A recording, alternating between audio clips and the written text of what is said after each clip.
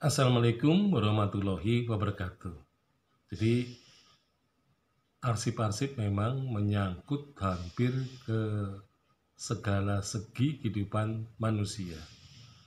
Arsip menjadi penting karena kehadiran aktivitas manusia di mana-mana dan kemudian juga disesuaikan dengan aspek-aspek yang memang ada dalam kehidupan manusia.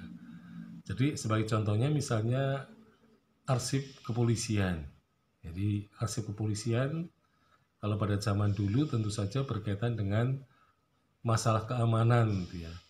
Jadi ketika terdapat laporan di suatu tempat ya ada semacam perusuh, maka polisi kemudian menjadi ujung tombak ya untuk menyelesaikan berbagai persoalan keamanan. Ya, sebagai contohnya misalnya di Banyumas pada masa Jepang terdapat semacam peristiwa, yaitu peristiwa pemberontakan yang dilakukan oleh Sunan Muhdir ya di distrik Sumpiuh gitu ya. Nah di situ penyelesaian masalah ya dengan menggunakan lembaga kepolisian. Nah terutama kepolisian yang di semua kabupaten itu ada. Jadi kabupaten-kabupaten mempunyai lembaga kepolisian tingkat kabupaten, gitu ya.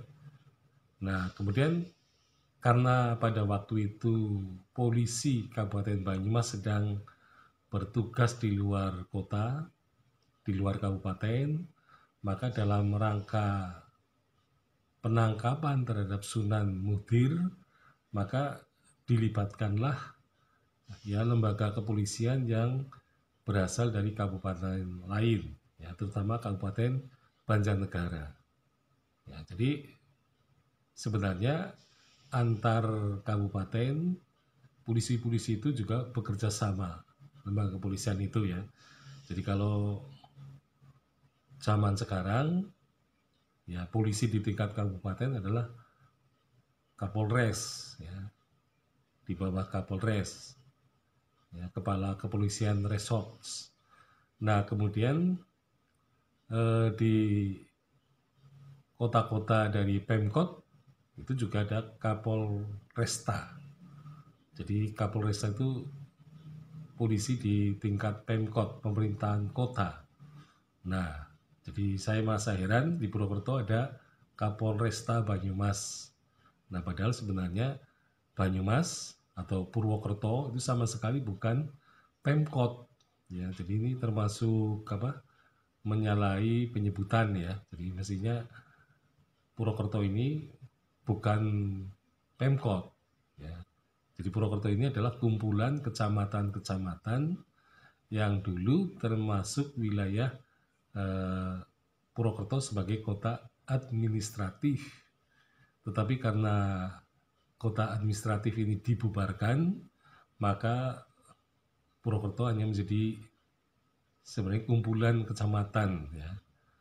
Jadi bukan Pemkot, bukan kota madya juga, bukan ya kalau zaman dulu kota madya itu ya.